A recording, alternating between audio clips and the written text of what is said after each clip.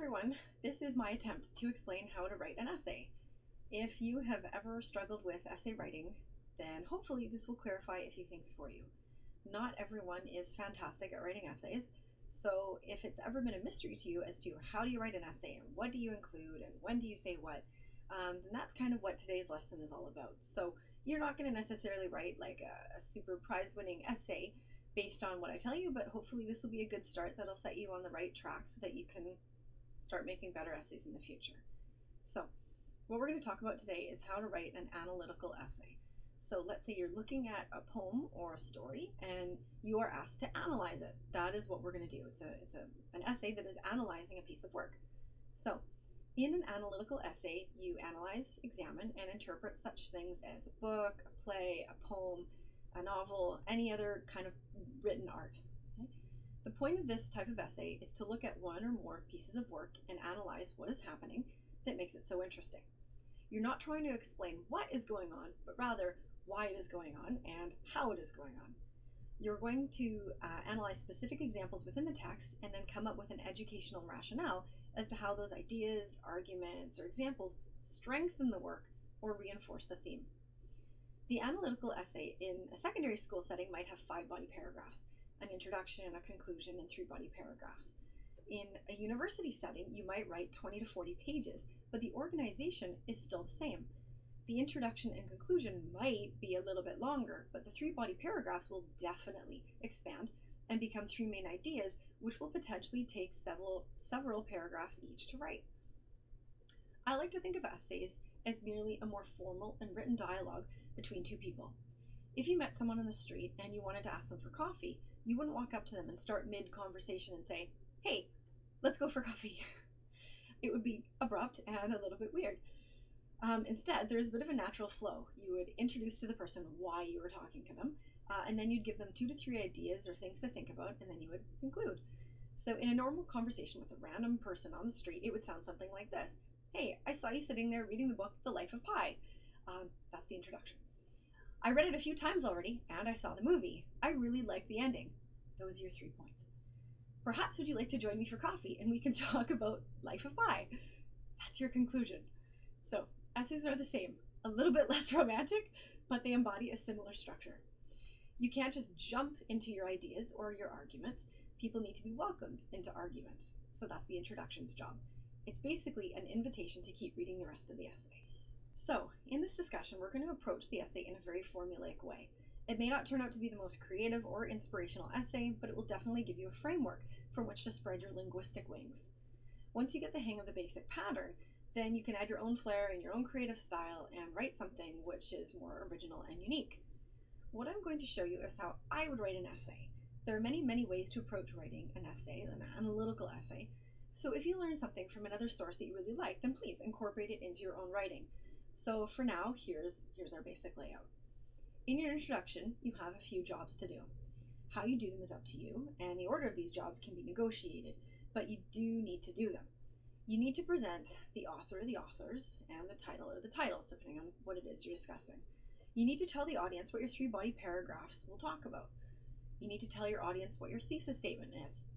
If you forget what a thesis statement is, it's basically what is the main point that you're making. So these are the 3 must-haves in your introduction.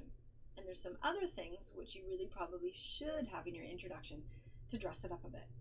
As an analogy, when you get dressed in the morning, you're legally required to put clothes on your body. That's what the 3 must-haves are. They're like a legal requirement. So jewelry, accessories, purses, shoes, makeup, those are all the extra little bits which make up the nicer presentation. So that's what we're going to include now, the nicer bits. So the first extra nice bit would be if you start with an interesting statement about your topic. A second extra little bit would be to reword this statement, and all you have to do is find synonyms to rephrase what you just said. If you don't, you run the risk of having an introduction that's too choppy and very staccato. The third extra little bit would be if you can provide a literary reference. This then helps the reader make a connection, making your job later on much easier because then the reader already has a point of reference. Extra bit number 4 is to make a statement connecting your literary reference to the theme. Extra bit number 5 would be sometimes even before your introduction and even before your title, you can include a quote from a person or a piece of literature to even further contextualize what you're talking about. When you look at an introduction, there are three things that you have to remember. And what are they? So, what you're analyzing, like the author and the title, your thesis statement, so that they know what's the point of this essay, and the topics of your three body paragraphs, so that way they don't just start reading the essay and they think, hang on, why am I talking about this? Where are we going with this? Again, if you were to ask somebody out for coffee, they want to know, where are we going for coffee and what time are we going for coffee? You don't just take them there. They have to know where they're going. They want to know that. Otherwise, it's very scary. So, however, the extra bits or accessories are up to you. But remember, similar to when you get dressed in the morning, you can't have too much stuff going on. Otherwise, it feels chaotic and unorganized. In your introduction, there's so many things that you can say that it becomes difficult to know what you should say. So when all is said and done, if you were to write an introduction like a formula, here's what I would encourage you to write in the order that it would make sense to write it in. So again, you don't have to do this, but this is what, if you don't know what you're doing, this is a really good place to start. Okay, so number one is start with an interesting statement about your topic. Number two, reword this statement. Take the exact idea, change the words around a little bit, and give it to the reader again. Okay? So you just find synonyms to rephrase what you just said. Number three is you give a literary reference to help contextualize the topic. And as a bit of an aside, it shows the reader, like, I read. You should trust me. I read books. You're kind of not really showing off, but you're saying, like, I'm knowledgeable. So it's a good little thing to put in your introduction. Number four, you're going to tell the reader what you're analyzing and who wrote what you're analyzing. You can't just say, the poem The Raven. Like, you have to say it's by Edgar Allan Poe. I mean, some people may not know who it's by. You want to tell them, just in case they don't know. Number five, you tell the reader your thesis statement. Again, this is a very clear direction. This is where you want to go in your essay. This is the main point of your essay. You don't want them guessing. You want to say this is what it is, and then you're going to tell them what it is, okay? Number six, you're going to tell the reader how you're going to present your thesis statement by telling the reader the three body paragraphs that you're going to discuss. Number seven, you're going to make a general statement about your topic, which can connect easily to the body paragraph number one, as that's the very next thing that they're going to read about. So again, it's kind of making this nice little transition from your introduction right after there, and then you have your first body paragraph. If your very last line in your introduction kind of introduces the first body paragraph, that's really smooth. So kind of a nice little thing to put in there. In your body paragraphs, to approach it more formulaically, there are several steps you can take. And remember, if it takes you one sentence to accomplish step one, then so be it. If it takes you 3 sentences to accomplish step one, that's also very okay. So you have to do what feels right. If you think you get your point across, then you get to move on to the next step. If it takes you a little bit more time, take your time, write what you need to write, and then move on. So if you feel like you haven't totally said what you need to say, then just simply reword what it is that you're trying to say until it's understood by the reader. Each paragraph will have different topics, depending on what you're analyzing, but for a generic, foolproof layout, here are the 3 body paragraphs that would work well. In the first body paragraph, analyze a literary device. And you're going to tell the reader how this literary device reinforces the theme or your thesis statement, and why it's important to the overall success of the text that you're analyzing. You can use anything from symbolism to repetition to cacophony to illusion. In the second body paragraph, look at the form of the text, at the way that it's written, at the physical shape of the text, and tell the reader why this reinforces the theme of your thesis statement. Just to explain that a little bit, let's say you're reading a poem and it's physically written where the first lines are really long and then towards the end it gets really short. If, let's say, it's a poem about somebody's life, symbolically the form has to represent the context. I mean, if the form is going like this, you can only assume that the person's life is slowly coming to an end at the end of the poem. So in this way, the form really does truly embody the meaning of the poem. So it's a big deal in a lot of cases, especially with poetry. In the third body paragraph, examine character development. How did the characters grow? Did this reinforce the theme? What is symbolic about their growth? If, let's say, the theme is happiness, and let's say the character grew in a happy way, then that again reinforces the theme. When you choose your 3 body paragraphs, it's similar to getting dressed in the morning. You open up your closet door and you see choices, and you might see a whole bunch of pants, and you have to wear pants, but you get to choose which pants, and you get to see all these shirts, and you have to wear a shirt, but you choose what shirt, and you have to wear socks, so you choose the socks, but you need socks on. That's what body paragraphs are. They're options. So you have so many different options to choose from. So here's just a really tiny list of just some generic options that you can choose from. So number one would be literary devices. And even within that, there's so many options. Maybe you want to choose repetition. Maybe you want to choose symbolism. Maybe you want to choose like euphony or cacophony or illusion. The second one would be character development. That's another great choice. Look at how the character develops. Does that mirror what the theme is? The next would be point of view. If, let's say, the point of view is written from first person point of view, you're going to connect more with the text because it's written in a way that you're supposed to connect with them. It's written from I. So that, again, is going to have an effect on how the reader perceives what it is that they're reading. Next thing is look at how the form influences the content. Again, like we were talking about earlier, if the poem goes like this, that's going to shape your perception of what you've just read. So is there anything interesting physically? Like if you make your eyes go blurry and you just look at the text, you kind of stand back. Is there anything physically about the way that the piece of work has been written that you think, wow, that's really interesting? That actually like subconsciously makes me think X, Y, and Z. That's another thing you can talk about. Number 5 would be word choice. So the words that are chosen, is there a reason why they're chosen? And how does that influence the way that that you understand the theme? Let's say, for example, if you look at letters, like lines on a ledger, you know how like the letter F and the letter T and the letter L and J, they all go above and beyond the lines of the ledger. Whereas like O's and E's and M's all kind of stay within the ledger. Let's say what it is that you're reading has a lot of letters that go above and beyond. Well, maybe if the theme of the poem is like crossing boundaries or pushing boundaries, well, you could say even the letters themselves physically cross boundaries. The letters themselves go above and beyond the lines in the ledger. So even just simply word choice in terms of even just how the letters look, let alone like maybe do they have a Germanic origin or an Arabic origin?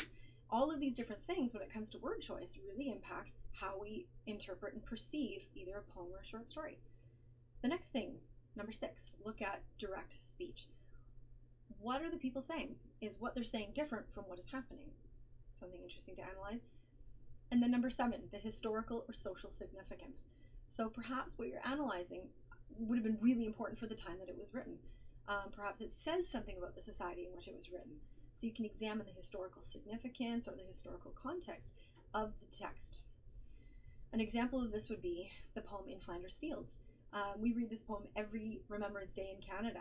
The poem would not be as inspirational and meaningful without the reader having an appreciation for the context in which it was written. If it was written by just somebody in a foreign country that wasn't involved in the war in Europe, you would have thought, well, why are we reading this at Remembrance Day? It means something to us as Canadians because we were involved in the war. So looking at the historical significance makes it important in terms of just understanding what the poem is about. So ultimately, the topics of the 3 body paragraphs are up to you. So some might be more effective to discuss than others, but there really are no 3 that you have to discuss. However, discussing a literary device as one of your 3 is always a really good idea because it's really upper level thinking. So connecting like a very abstract idea to something that's very concrete. Like how do you connect the idea of repetition to the idea, let's say the theme is eternity. Well, repetition goes on forever, doesn't stop. That's eternity. If you can find an example of repetition in a poem, you've just proven that the theme is about eternity. What a great little connection. So again, you decide what your 3 body paragraphs are about. You're basically looking at the poem and you just have to say, there's 3 things going on here. I need to find at least 3 things. There's like probably a million going on. This is interesting, this is interesting, this is interesting. Those are your 3 body paragraphs. So here we go. Okay, within your 3 body paragraphs, how you discuss what you discuss will inevitably change the format. However, if you are stuck and you're having a hard time coming up with what to say, here's a formula which might work for you. So here are the steps. Number 1, make a general statement about the topic of the body paragraph. Number 2, directly tell the reader what the topic of the body paragraph is. Number 3, provide an example. Number 4, explain the example. Number 5, analyze the example. Number 6, reword number 5. Basically just do number 5 again, analyze it again, but in different words. Number 7, explain why the example reinforces the theme or the thesis statement. Number 8, explain how the text which you are reading would be different without the example. Number 9, examine how the example changes the tone of the text. What does the example do to the piece of writing to make it really effective or interesting? Number 10, make an observation about the example. Number 11, remind the reader how this relates back to the theme or the thesis statement. Number 12, make a final statement which acknowledges the topic of the body paragraph which you're working on, but which hints or leads to the next body paragraph. This really helps transition things along. So these 12 things are the basis of a body paragraph. If you are writing a lengthier essay, then you might need to repeat this sort of pattern 3 or 4 times. One of the biggest traps, though, that people fall into is that they have this grocery list of examples, but then they don't really examine or analyze or interpret any of them. They just list them. So, yeah. So as an analogy, imagine if you were really upset with something your girlfriend or your boyfriend had done. You would really want them to understand why it bothered you. You wouldn't just say, I don't know, you didn't call me.